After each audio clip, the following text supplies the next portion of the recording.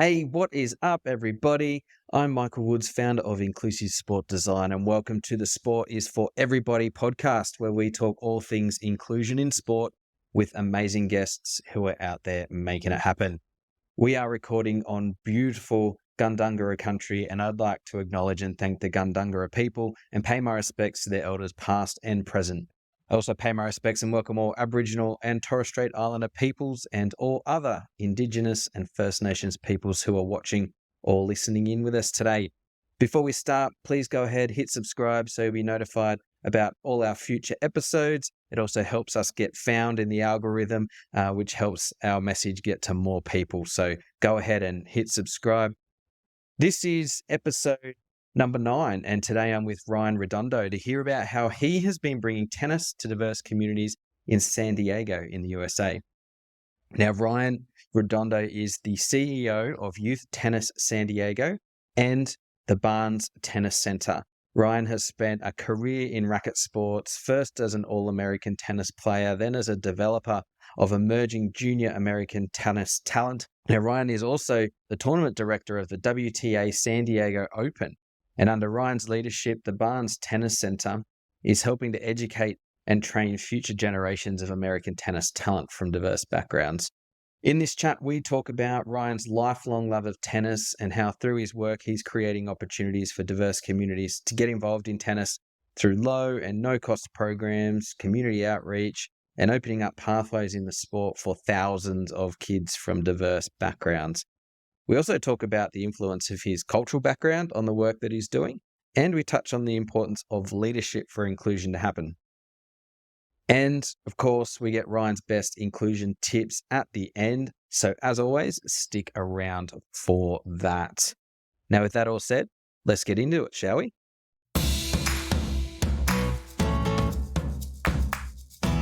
Ryan Redondo, welcome to the Sport is for Everybody podcast. It's great to be with you today. Yeah, thank you for having me. I'm really excited about our conversation. I don't know if we're going to do this offline or not, but we were going to talk about the first peoples where we are.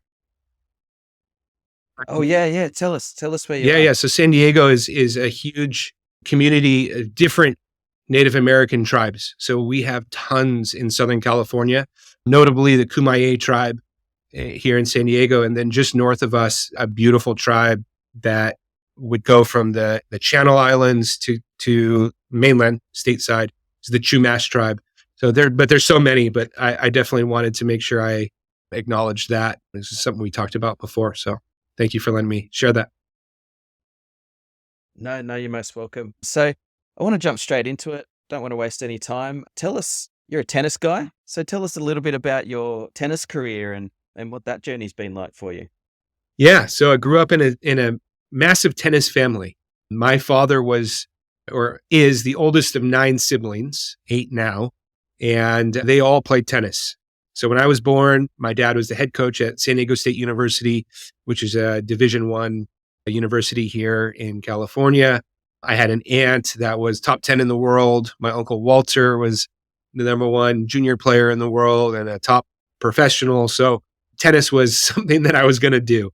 And that's where my journey started. And I got to, be enough to be able to play on the U.S. national team and travel all over the world, including a stint in Perth, Australia for the Junior Davis Cup team, and played collegiate tennis, a little bit of professional tennis, and coached collegiately, and now running a tennis nonprofit organization. That's awesome. I wonder, when you were a kid hitting tennis balls over the net, doing it for fun and all the rest. Did you ever envisage that tennis would become such a big part of your life and, impact your career and become a profession for you both on and off the court? What sort of an impact has that had? Yeah. So for me, at 5 years old, at 6 years old, I wanted to be a professional. That was my thing. I already knew I'm going to be a pro. You just knew it. Yeah. I mean, my dad would say, hey, we're going home. And I was hitting on the wall at San Diego State, and I would just lay on the ground crying. So it was inherently in me that I loved the game. And it was in me that, my family, they were professionals. And I dreamt at a very early age of being able to play at that stage. Never got there. but those dreams were there as a young child. I mean, you made it pretty far. There's more than most would achieve in a playing career, I'm pretty sure. So plenty to be proud of. Something else to be proud of as well is I know, diversity and inclusion is obviously something that's important to you as well as the tennis itself. And hence why you're on the podcast. But I know that you've been part of the Diversity, Equity, and Inclusion Committee with the USTA in Southern California there. So I'm keen, do you want to just share a little bit about, what that committee is about and sort of what your role and experience was with that? Yeah. Thanks for asking. So I was the chair of the committee. I first got on and volunteered to be a part of it. Really, the mission behind the DEI committee for USTA Southern California is to bring awareness to people of all backgrounds, of all abilities, and to not just become awareness of the game for those kind of communities, but then to provide access and break down the barriers for access into a sport like tennis, which is considerably expensive, right? So that's kind of the mission there. And then from there, I got to be able almost 3 years as the chair of the committee and really formalize it to really come up with KPIs that we're going to come up with to really grow the game for people of every background in Southern California. The USTA is the governing body of tennis in the United States. So the USTA itself has its own committee and DEI department. So we were one section in Southern California, but I'm really proud of the work that when I was a part of it, that we got to do to promote African Americans and bring Black History Month to the sport of tennis, to Hispanic heritage events, to partnering with Acing Autism and bringing autistic children and people to the game of tennis. So everybody, we want to promote the game, and we want to provide opportunities for every single person you can think of from every single community. So it was really, it was really special, and I'm really proud to have been a part of that.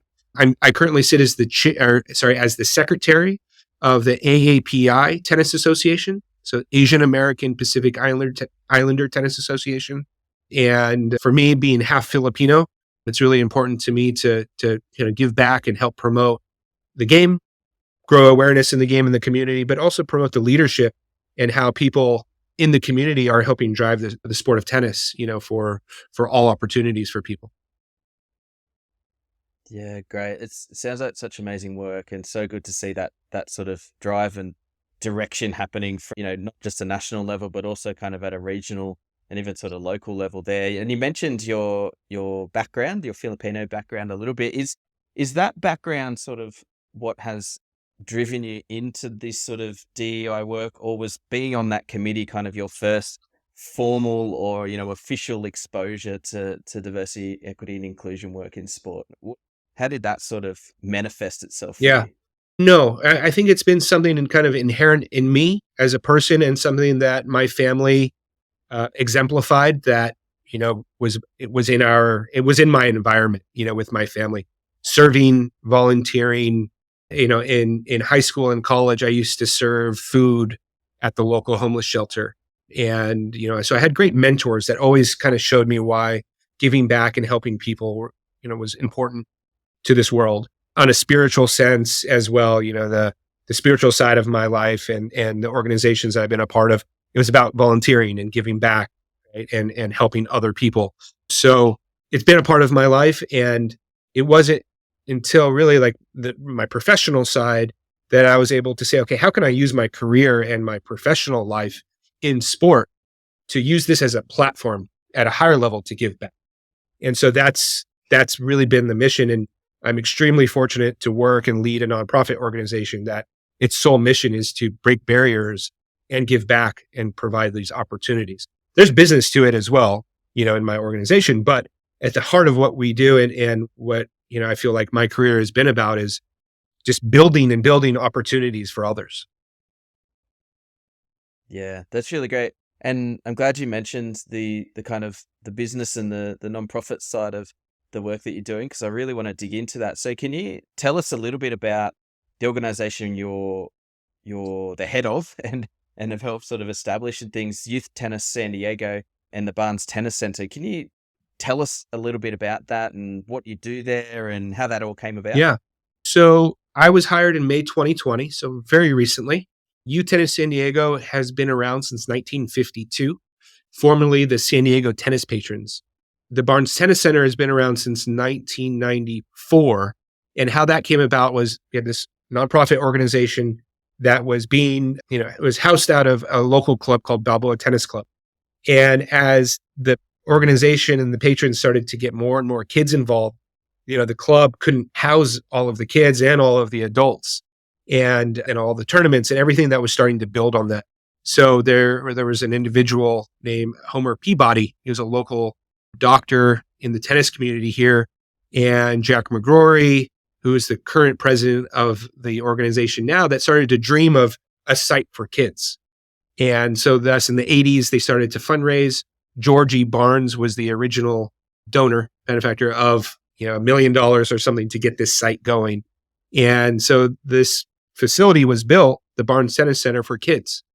And it's got 25 tennis courts. Now it has 19 pickleball courts, 7 padel courts, a gym, an education space. And so what started as, something just to help kids get access to tournaments and something has grown into this massive organization that serves kids all over the city of San Diego. We have partnerships with the San Diego Unified School District, where when the bell rings at 3:00, kids come out and they play tennis on the blacktops, and we pay for and we set up programs for coaches to go out there and teach. We also do it at the park and rec departments in underserved areas and all over San Diego. So beautiful organization. We're doing a lot more, than just tennis now, but that's how originally the organization started and at the heart of what we do. That's really cool. And I think, it's really amazing when you can have those really committed financial benefactors help to establish these facilities, but not just facilities, these kind of community institutions that really have a community-minded mission about them. It's sometimes really hard to get these kinds of programs up and running unless you have some kind of way to get it financially stable, because you're trying to offer these things at low cost or no cost. You're trying to do things off the smell of an oily rag, as we say here, a lot of times. So those backers are so essential to get these things up and running. I'm keen to understand, what sort of programming is on offer. You've mentioned underserved areas, you mentioned going into schools, but what sort of opportunities do these kids have coming into the center? So at the tennis center, at the Barnes Tennis Center, we hold low cost programs to essentially free programs for beginner level players, everything from 3 years old to high schoolers. So that's called our after school tennis program. And we also have programs for every level, really. So from intermediate level to middle school, high school player to our elite academy players. We have kids in our programs that are winning the national championships and junior grand slams and at the highest stage and getting college scholarships. So we really have programs for everybody on site. We give scholarships for those in need to go into certain programs. We're heavily backed by donors, corporate sponsors, individual sponsors, and the USTA, who gives us grants to produce all these programs. So that's what we offer. What we do outside of Barnes Tennis Center, again, at the schools and the parks, are really entry-level programs. But the direction that we are going is that we want to start to provide higher-level programs and really steward these kids on site in their area. Because what we try to do now is get them good enough to scholarship them over to Barnes. But as we know, in communities and low income communities, transportation is not easy. Parents are either working, they don't have cars, or they just can't afford to do it. So we're having to come up with new ways in which we can serve kids in their areas at a higher level. Second to that, to the programming side, what we've created in the last 2 years, which is really cool, and not a lot of organizations are doing this, is we call it the Jump program. All of the tournaments that we have at the lower level stages, we're offering them for free. So tennis, if you don't know tennis, it's very expensive to play. That's just to get good. To then go and play a tournament, you're spending from $60 to $100 just to enter a tournament. And if you are not great and you're just learning the game and you lose first round and you're done, it's not a great experience, right? So we're trying to bridge the gap where we can help grow the game, get more kids understanding that they have the opportunity to play tournaments what comes with that is, they get rankings, they get exposure, they get the social benefits. So what we're doing is we're offering them for free. Where that could be a huge loss for us, it's a huge gain for the community. It's a gain for the sport of tennis. And we're 2 years into it, and it's going to be really cool to see what comes about with it. Yeah, no, you're dead right. The cost of accessing most sport these days is pretty high, and with, I guess, the overlay of the current economic situation in a lot of places around the world, not just in the US, but certainly here in Australia as well. Cost of living pressures are really making families have to choose between, essential bills for the household and extracurricular activities like sport. And unfortunately, if the costs are prohibitive, then kids don't play. Exactly. Right. And so it's so good to see a program like yours being able to offer that opportunity while still being really connected to the overall sport pathway as well. I think that's sometimes a challenge for organizations who are trying to do this sort of thing is, they might be able to offer lower or no cost programs, but they're sometimes sort of separated out and sort of, distance from the mainstream sports system itself, which means that whilst kids might get a participation opportunity, they may not get those long-term benefits of being able to, become part of the sport pathway, develop their skills, go up the ranks, even just maintain participation for life, right? Because once that program ends, the funding ends, or once they age out of that program, often it's a cliff and there's nothing there for them. Yeah. So to be able to connect that to the overall pathway, I think is a real asset and benefit. Yeah. So well done. It's true. Yeah. The other question I had, you've sort of talked about all of the kids you're connecting with and programs and things. How many kids are you actually servicing through the center and those outreach programs? Like what sort of numbers are we talking? I would say, lives we're touching in one way or another, whether that's a program or a tournament or a scholarship, in some kind of fashion. We're probably around the 12 to 15,000 kids. 12. That's a lot of kids, right? Yeah. Yeah. It's a lot of kids whether they're coming in, like I said, or they're coming in for a tournament, in somewhere or another, we're enriching and providing opportunity for them. Yeah. Yeah. That's incredible.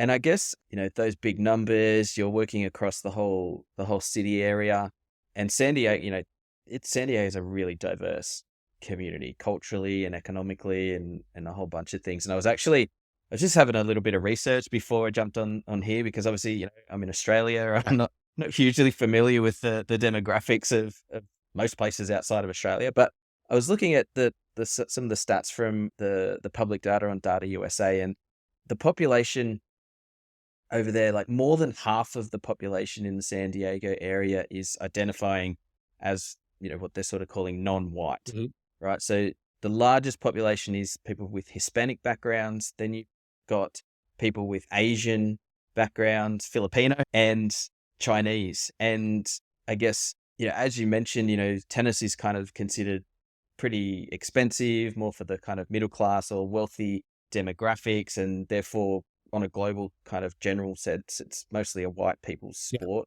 a European people's sport. So how do you kind of manage and address and adapt to those different and diverse cultural and economic needs that you're engaging with the participants across the city? How are you handling all of that? Yeah, those are good statements, and it's a great question, because we're constantly looking at how do we serve all the kids, right? And how do we serve all kids in every area? We're the Hispanic side, we're a border city. So Tijuana and Baja California is a short drive from here. So you have a really interesting mix from the border and the population from Mexico that comes up to play. And there's a huge opportunity in my mind that we can see with just a wealth of Hispanic and Latin American tennis players down the road, if we can really help provide some opportunities for them. And then the other thing on the Asian side, Filipino, we're also a big military city. So we have the Navy, we have the Marine Corps, the Army, Air Force is all here in San Diego. So we do have this really rich demographic of people. And then, like you said, the Chinese are actually like the software and biotech industry as well in certain areas. So Yeah, San Diego is a really, really cool city. How we approach trying to serve everybody is we're in their communities. So that's how we first approach it. Yeah. So we have the Barnes Tennis Center, and whether they're registering for programs, and we're probably by far the cheapest program for any family in San Diego, because we have to be. We're a nonprofit public facility. So the first part is getting into those communities. And this is, if I were to do this in another country or another place, it would be the same thing. Okay, how do we go into that community and really see what they need? So we're able to do that. And we're lucky that San Diego has tennis courts, and you can provide tennis, on a blacktop as well. You don't just have to have a court. So that's how we answer that, or we try to deliver on that. And then we also do events for Hispanic heritage events, and we try to bring them here and bring awareness and help promote it there. So that's a little bit of what we do. I mean, we have big tournaments as well. Right now, we're building a WTA 500 event that starts on Saturday. So that's going to showcase players of all over the world. We give out free tickets to kids, hopefully, knowing that some of the kids in our communities can come and watch and start to dream, oh, that's what I could dream to do myself. So we approach it in so many different ways. There's not one way to really impact the community. Yeah. It's multifaceted, right? And I think that's both the beauty of the work you're doing, but it's also an immense challenge, right? Like trying to have touch points across the whole kind of sporting experience, on the court, off the court, spectating, exposing them to high performance and sort of, professional levels of tennis as well. Like there must be so many moving parts in the business to kind of handle all of that. And one of the things that is kind of coming into my mind at the moment is how many coaches do you have working for you? So on site at the Barnes Tennis Center, we're usually around a dozen, 12 to 15 coaches. Yeah. And then off-site could be upwards to 40, depending on the season. And that's a challenge in itself, right? Because we can't pay, say a top of the line coach the nonprofit rate to go out and work in a park or something. It's very difficult. So we train them. We have a director in our outreach program that gives them the program and helps train them. We try to do certifications when we can, and really help the coach, because they are the ones that are going to transmit and transfer that experience to the kids. Yeah. Well, that you mentioned training. That was kind of where my head was going, and I'm interested to know how do you go about sort of training and preparing those coaches to handle and deal with and provide the best experience, from a diversity perspective, because you've got multiple cultures, there's plenty of different languages in there, you've got disability programs, you've got boys, girls. So are you doing anything around building their capability from an inclusion or adaptive kind of perspective? Yeah, we are. So for instance, it's true. Like when we can go into a community, say it's a Hispanic community, and bring coaches that speak Spanish or look like them, that really, to us, that really helps get the buy-in. And so we look for that. And the training side is, it's looking for individuals that have some kind of background in the program, right? Because when you're looking at beginning level sport, you don't have to be a professional player to then teach that, right? But you have to have the basic guidelines of teaching, of coaching, and having a mindset that is very curious and is about learning and teaching, And so we look for PE teachers, or we look for individuals that have that inherent kind of quality in them. Then we go out and give them the programs. We try to show them what we do or let's say model, come out and watch what these coaches do. There's different ways that we do that. We also have a lot of coaches that did play, and that helps, but it is something that we're looking at now as an organization in terms of impact, right? And what kind of real impact are we giving the kids? So we serve thousands of kids. One question that we have to ask ourselves is, how are we impacting them? Are we impacting them to retain them? Are we impacting them to want to take the next steps with a career? So I think the nonprofit world and the DEI world is constantly evolving and constantly questioning, how could we do more and how could we figure it out? So that's the challenge that we're always looking at. Yeah. And you made a really good point there, that the DEI world, the diversity work is evolving. It's a constant effort. And I know I've heard over the years a lot of people say, what are you going to do? What are we going to do to achieve inclusion? When do we know that we've ticked that off? And it's like, well, if that's the way you're thinking about it, you're never going to get there, because it's actually, there's no endpoint to this, because society changes, needs of people change, practices change and improve over time. You've got to be constantly responding to the needs of the people you're seeking to serve, basically. And so it's good to hear that mindset is built into the kind of work that you're doing as well, because I think it's a difficult concept for some organizations, particularly if they're kind of a well-established organization, say sports organization or something, and they're coming into the DEI space. They're often looking at it in terms of a fixed timeline project, and whilst there might be projects within the work, that's not really the game we're playing here. It's a long-term investment and sustained effort over time, and it's in the work you're doing, it shows the approaches that you kind of need for that. So thanks for sharing. That if I can interrupt, makes me, as you're saying that makes me think of our wheelchair program. So we have started, we historically have had a pretty solid adult wheelchair program in San Diego, because we were hosting tournaments, and we have a facility really set up to include wheelchair players, the way that it was constructed and architected. Since my time here, my dream is to promote junior wheelchair tennis and to get more kids in chairs. Well, there's not a lot of kids in chairs. A lot of times people are going into chairs from accidents or something, but there still are children and there still are people in wheelchairs that don't know tennis or sport. So that's something that we're trying to do. And so we've been awarded a pretty good size grant to support wheelchair and spinal injuries. And what I'm getting to is, it doesn't also matter if you have a lot of money for DEI initiatives. What matters is people. Yeah. And as long as you have the people and the team of people that also believe and dream of that evolution, that's what's important. And so for us, like we've been able and been very fortunate to have adult wheelchair players at a very high level, at the highest level you can think of, come and start to coach our junior wheelchair programs. And to me, that is like, gives me goosebumps, because you can't put a dollar next to that. You can't put a timeline or check a box. That's a human interaction there that's going to pay dividends for the next 50 years. And we just hope that we can kind of, collect on that and grow it so that community now has this whole new world. Right. And so I don't know if I'm even making sense, but as you were saying, what you were saying, no, like, absolutely. That's exactly what I see with this one program. Yeah.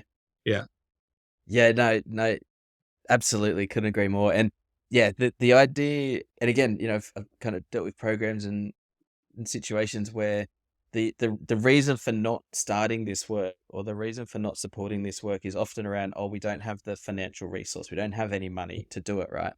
And whilst money does assist and support programs to be delivered and to be sustainable and to buy equipment and all of those things, it's not necessarily what's needed to get started, and it's not necessarily what determines your success. It's actually, as you say, it's the people that are involved, it's the relationships that you have, and it's the other resources available to bring it in. And especially in the kind of the disability space, the physical impairment space as well, is a lot of times it's like, our facility's not accessible. We don't have ramps, we don't have lifts, we don't have, hoists, and, it's kind of like, all of that stuff helps some people, but it's not something that should prevent you from starting if you don't have it. There's plenty of ways you can adapt, modify, work around, different types of limitations, and the goal is to get started and get people playing, get kids on courts, get things moving, and over time you can start to add on and start to build out some of those other types of expensive or infrastructure based or equipment based solutions. But you've kind of got to get started first. Otherwise, none of it matters. Yeah, exactly. Right? Exactly. You just got to do it. There's no excuse for not providing something for somebody. Yeah. Even if it's for one, one's better than none, right? And it's a start. So totally on board with what you're saying there. I want to sort of come back to the cost thing again. And you've mentioned you offer the scholarships and that sort of thing. And I'm really interested to know, what's been the long-term impact of offering those scholarships and offering those low fee or no fee opportunities? Have you seen a kid come in on a scholarship and progress through and become, a high performing, high level tennis player? Maybe they've got a college scholarship or something. What's that sort of impact on individuals? Yeah. Can you talk a Yeah, little bit about I'll that? talk about two parts to that because they go hand in hand, Yeah. and something that we're now really focusing back on that I think the organization lost a little bit. So we have a program out in City Heights, which is an underserved area of San Diego. It's called Urban Village, and there's 4 tennis courts out there. It was built by Price Charities, which, if you've heard of the Price Club, it's the foundation to that. And I would say 20 years ago, we had some really high level and dedicated coaches that coached our outreach program there. And they really had this vision that we're trying to come back to of we're going to take kids from a lower level and really promote them up. And we're going to get groups of them to do that together.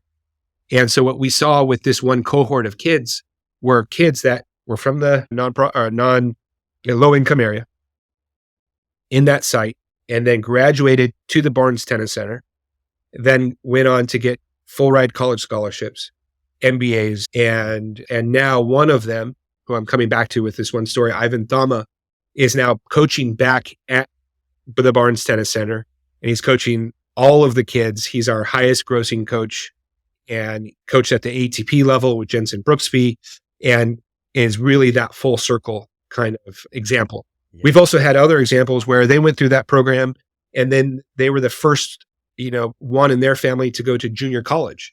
And then they came and worked at our front desk. Yeah. So it doesn't matter what that level is that they get to, but we've seen that impact from these programs, from the scholarships that provide a life for somebody, and that's why we do what we do. And going back to the question of how can we replicate that? How can we do more of that is the day-to-day grind. Yeah. Yeah. And that must be so fulfilling and rewarding to see those sorts of outcomes, and like how life-changing that is for those kids and their families.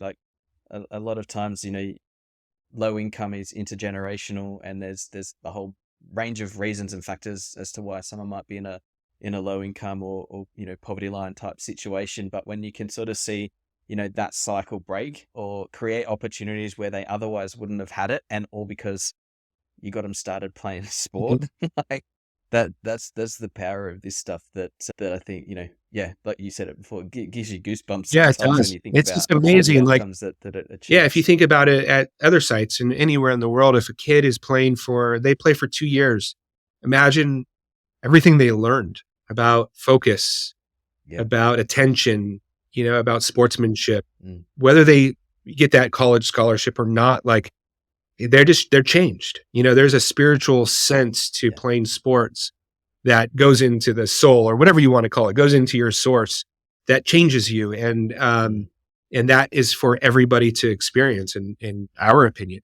everybody should have that opportunity, whether that's dancing or art or anything. Yeah, absolutely. Totally agree.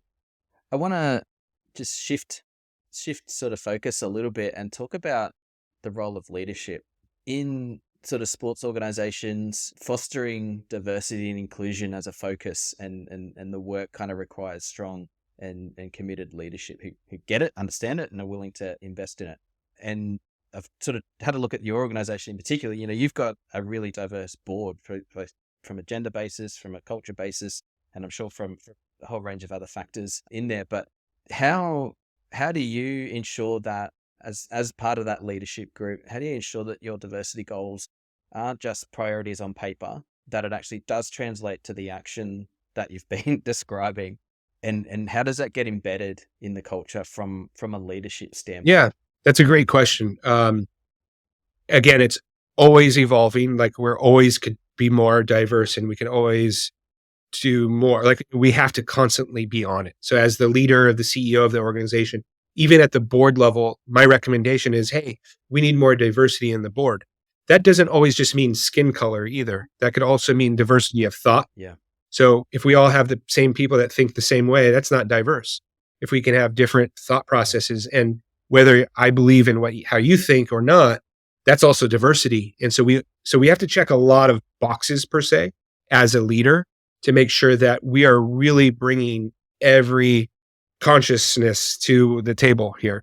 We also, for me, what I do is when we're looking at coaches too, I do look at the whole organization and I make sure, are we making a decision, a DEI decision too, right? It's not just because I know that person or something. It's like, is a female coach the best hire at this time because we need more female leaders? I think of those things, right? At the end of the day, we're going to always want to have the best person for the job there. But as a CEO, to represent and reflect our organization, you have to look at those things. And it's just very transparent. Like, we got to make sure that we are providing opportunities for everybody. Because if you don't, that's not a good thing, and being in America and being in this world, like, that's just the day and age we are now. You got to be on it, because that's what's right and that's what's fair. And so looking at it as a team and making sure that we all have that kind of thought process is the culture that I try to instill here at the organization. Yeah. And I think, from everything you've shared and from looking at the work that's going on there, it could definitely see that filters down through. You've mentioned talking about, we try and when we go into community, we take coaches who look like the people in the community and they speak their language and those sort of things. Like you wouldn't get the same sorts of outcomes if you only hired the same sorts of people across your whole business. You just wouldn't get the outcomes that you're getting. And I think that's a real lesson for other community organizations and even right up to sort of, your peak sport organizations. Like that line of thinking is what's going to help move the dial forward on your inclusion and diversity outcomes, I think. So I'm going to throw you a question that we haven't sort of pre-discussed, I guess, and feel free to dodge it if you like. But you mentioned the kind of, American culture and, you're in a diverse country and you kind of got to reflect and you kind of have to do it. But there's also, I guess, a resisting force in the US, both political and cultural landscape at the moment. And, let's just call it wokeism or anti-wokeism or, whatever you want to call it. But have you come up against any resistance around the diversity work? And if you have, what does that look like and how have you handled it? And if you haven't, awesome. But I imagine that there's probably been some circumstances where you've kind of come up against that, this is just more, liberal wokeism or whatever. Like, is that something that's kind of happening around? For me personally, not so much. I mean, I get a lot. I'm involved in a lot in the racket sport world. And I've been called racist. I'm like, are you, on hires or fires, and it's like, or decisions I've made. And I'm like that, so I'm thinking that train of thought to even have that be even in this conversation or to even hear that kind of tells the story of where people are still at, and, no, I don't necessarily have come into any kind of resistance with that. And it goes back to the team. It's like you set the tone, you set the culture of this organization and how we do it. And I can stand up and safely say that, we are doing things with fairness and trying to expose the opportunities for everybody in the workplace. And, we just kind of put our head down. Maybe, but I just ignore it. I don't know. It's a hard one to answer, but I mean, you get so much. I get so much, in every different way, whether it's media or something. I've heard it all, but if you look at what we're doing and who we hire and who we promote and who we're serving to, I mean, there's no question. Yeah, and it probably also speaks a little bit to the way you go about the work, which is that as you say, it's kind of part of what you do. It's built into the culture, and you're trying to build it into the culture even more.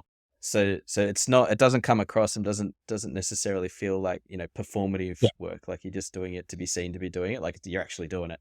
And I think sometimes that's where some of the resistance comes from, when you're just either rainbow washing your work, or you're just putting out the statement, you're not actually delivering the actions. And And I think by the sounds of it, people are seeing that it's genuine work and it's achieving good outcomes for the Yeah. community. And Yeah. I think just like I said, human nature, if you're not in this culture and you're looking from the outside in, yeah, you're right. I mean, it's just, there's just a lot of resistance, negativity out there that people have, at least that I believe they feel like they have the freedom to state, right? Now, I have the freedom to make these Yes. statements, which are completely false and not right. But that's kind of the way of the social media world and whatnot. So what we have to do, Yeah. Yes. which is not inherent in me, when you grow up in sport, I think you always, at least I was taught to stay humble because you're going to always lose as well. So don't go gloat that you won this match or you won this tournament. One of my mentors told me, no, Ryan, now in the position you are, you have to say all of what you're doing and all the good. So for us, what we do, and maybe this is how we not silence it, but have people understand where we're coming from, is we are telling everybody, yeah, we're doing Hispanic heritage events. We're doing a women's social networking so that we can provide opportunities and we explain it. And we promote it now. And that's how we can overcome that and fight that battle, fight it with good, flood the social media with what we're doing for good for people. And that's how, we do it. Like we did a women's paddle day. And what I explained to them was when I looked at the US rankings for paddle or padel, there's like 900 men ranked in the country. And I think there's 300 men or 300 women. That's a huge disparity, right? And so how can we do something about that? So I'm created this Women's Day and this women's network here to try to promote more women to play and find, more networking for people that don't know the sport. And then that will change, right? Or even more female coaches. We work with the WTA. They do a women's coaching program here. And that's how we have to start to promote, and we can do those kind of things to combat all the BS that we face. Yeah, the BS. But it's a really good point that you made around telling people what you're doing, right? And this is something that I'm starting to try and foster a little bit with the organizations that I'm working with, is saying if you're doing the good work, it's actually part of achieving your outcomes to tell people, right? There's no point in running a great program or achieving a great outcome for a participant or what have you, and nobody hears about it, because one of the things that I've always heard is that organizations, community clubs, whatever, they feel like they're doing it on their own and in isolation, and that they're the only ones doing it, right? And it's completely untrue.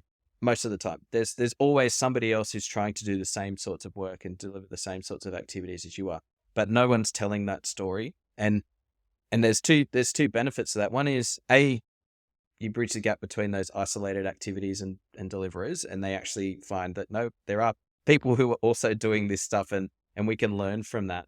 But also, it shows to the people that you're trying to reach, those disengaged communities, those participants that don't have access or don't think they're able to have access to sport. They start to see the stories of, oh, there's someone like me doing the thing that I think I can't do.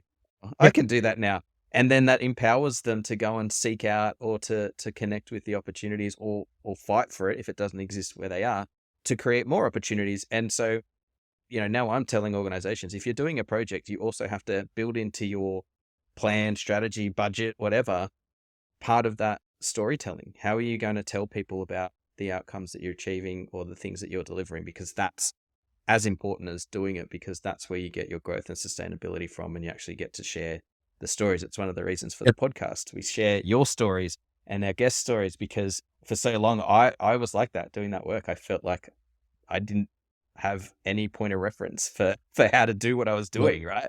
And so if we can just inspire one tennis club to follow your lead or connect with you directly, even then that's going to achieve more impact over the across the world, I guess.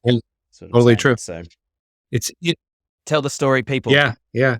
I use a term a lot called interconnected co-arising.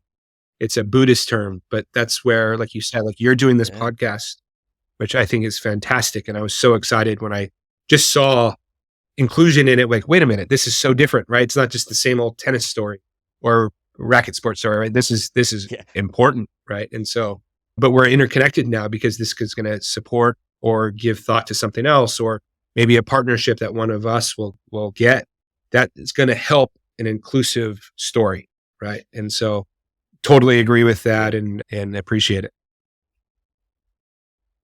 Yeah. And speaking of interconnected, if you're listening, good reminder to subscribe, share, and make sure that more people can get access to this podcast, because we're telling some good stories here.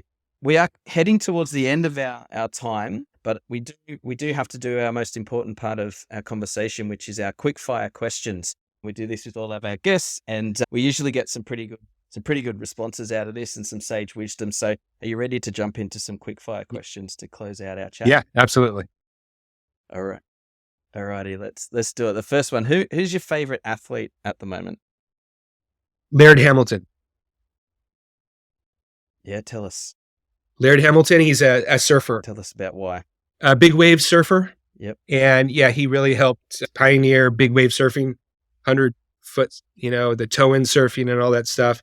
The dedication and what he does and the spirit that he comes about with his craft of surfing. He's one of my favorite athletes. Very cool. We'll pop some links to some stories. Yep. So if you're not familiar with him, we can share that, because I'm not a surfer.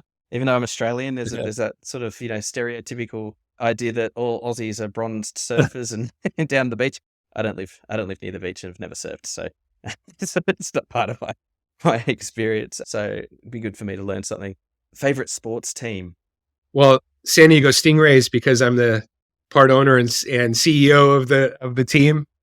Share with us who the Stingrays are, because not many people will probably so familiar. In the paddle or padel world, there's a new league, the Pro Paddle League. It's a North American league, and so we own a franchise here in San Diego, and we have some unbelievable players on our team. And we play. Last year was the first year. The league has 80% of the top 50 players in the world in the league, so it's going to be really popular. So that, again, I have to go with that, but all-time favorite team, the All Blacks. The New Zealand All Blacks? Oh, yeah. Very good. Very good. Bit of rugby. Do you play rugby? No, I read the book Legacy, and I read the book and was a diehard fan ever since then. Do you know what I love? One of my kind of, guilty pleasures is seeing those YouTube videos where, it's Americans react to things. And there's this one, Americans react to rugby and they just lose their mind over the absolute physicality and violence of rugby and rugby union and rugby league tackling, and no pads and no helmets. I could say, I'm not a fan of the tackling, and I'm not a fan of really American football either. I mean, I like to watch it sometimes. I'm not a fan of it, but if you read that book, Legacy, and the culture behind the All Blacks and the behaviors and the environment that they create, you'll become a fan of the team for sure. Yeah, and the interconnection and importance of the Maori culture and stuff as well around that is really cool. So very nice, All Blacks, love it. What about you? What's your greatest sporting achievement on or off the court? You sort of mentioned a bit of your career at the start, but what's your highest honor that you think you've achieved? On court? Oh, it could be on court, could be off. Could be on or off. Oh, on court, there's two that come to mind. One that happened in Australia. I was a part of the U.S. team that won the Junior Davis Cup. So it was the first time the U.S. had ever won that title. We beat Croatia in the finals in Perth. That was really cool just because I was able to represent USA and it was historic. And then I won a national championship in college, and it was the first national championship for San Diego State. And so those two were really special to me. Yeah, because it was that's pretty special. Special to me to be a part of it for the university and then for Team USA. So those were really, really special. Off court, I received the Multicultural Award last year for Southern California, the section. I thought that was really special. I mean, to be able to be anything associated with multicultural and serving other people and be recognized for it. I don't need the recognition, but that they recognized me and that a quote unquote achievement was really special. Yeah. No, I think it's, people who are genuine about doing this stuff don't go into it with it. idea of winning accolades and awards and recognition. We do it because it's important and we love it, but it's nice Yeah. to get that recognition. So yeah, well done. Congratulations. All right, this one's a bit more personal. What's the first thing you do when you get up in the morning? That's funny. We learn a lot about people. Yeah, that is personal. I don't know how to answer that. Usually drink coffee. I'll say I love coffee. Yeah, that's the most common answer. I love coffee. I should be meditating or I should be doing breathing techniques. Those are all the things I want to do. But I would say it's coffee. I usually have a kid saying, "Daddy, I'm hungry." So those are, let's stick to those two. Yeah, that sounds familiar. And last one, and you've already shared quite a lot, but what would you say is your best inclusion tip for our listeners? What's your sage wisdom? There's an Indian saint named Neem Karoli Baba. I don't know if you ever heard of him, but he's passed on in a new world. But his motto was serve people, feed people, and love people. And if you just think, I always come back to that. I read one of his books when I was a teenager. And if you just think about it, just feed people because they need it, or even if they don't need it and you're breaking bread with somebody, and love people. I mean, just genuinely wanting to do things for others. Find ways to ground yourself to get to that point, to contemplate on that. And I think you're doing inclusive work, and you're going to do inclusive work from there because it will ground you to becoming more interconnected at the heart level to more people. Yeah, I love that. A lot of our other guests talk about, empathy and listening and being open, and those, that sort of captures all of those human things that just is about being a good person. So yeah, I love that. Thanks for sharing that. That kind of brings us to the end of our time and our chat, but I want to give you the chance to let people know, how they can get in touch with you, how they can, follow your work, learn more about the programs and things that you're doing. As well, you're speaking at Racket X, which is a big conference coming up. So if you want to share a little bit about that as well, so people can check you out, that'd be fine. So how can people connect and follow you? So you can follow me on social media, LinkedIn. LinkedIn is a good one for my career and business stuff that I'm doing. I'm on Instagram, Ryan Redondo _CEO, Barnes and Tactica. I'll be speaking at the Racket X conference about a couple things, the Stingrays and also grassroots tennis organization programming stuff we're talking about now. So I'm really excited about doing that. I'll have a couple different sessions and different topics. Also our websites, the barnestenniscenter.com, tacticapadel.com. You can find me there and contact me. But, I've done a lot of podcasts and when I get questions or people wanting to connect from what they hear, is always enriching and makes it all the worthwhile. So I hope that I get to get people that listen to this podcast because it's really dear to me, and I would love to learn from others too and hear what they're doing and kind of collaborate. Yeah. Absolutely. That's the main motivator for me, learning from others and hearing what they're doing as well. So we'll drop all of the links and tags and everything in the show notes for everybody to access as usual. But at this point, I want to say thank you so much, Ryan Redondo, for joining me on the podcast today. It's been a great conversation, and thanks for sharing all of your experience and your wisdom with us today. I really appreciate you. All right. Thank you. All right. I really hope you enjoyed that episode with Ryan Redondo. Before we wrap up, I wanted to let you know about how you can advance your inclusion impact and build your capability and confidence to take action on inclusion in sport. And that is through the ISD Academy All Access Pass. Now, the ISD Academy is Inclusive Sport Design's very own online learning platform with a growing catalogue of practical courses and resources on all things inclusion in sport. ISD Academy All Access Pass is an annual subscription, and it gives you access to not only all the courses that are in the ISD Academy, but you also get access to all ISD guides, templates, and other resources all in one place. Plus, you get free access to all ISD webinars. And there's more. You also get access to free online office hours with me. Yep, you can book time with me to discuss any issues to do with diversity and inclusion in your sport organization. or your sport club, and you can get help with courses or the resources that are in the academy. There's nothing else like this out there, and it's perfect for volunteers, perfect for sports administrators and leaders alike. And we are adding new courses and resources all the time. So head to the link in the show notes, and I really look forward to welcoming you soon. Okay, that's it. Thanks for joining us today. And don't forget to subscribe so you don't miss an episode. And hey, if you can share the podcast with people in your networks, that means we can spread the message of inclusion even further. So that's it. I'll see you in the next one.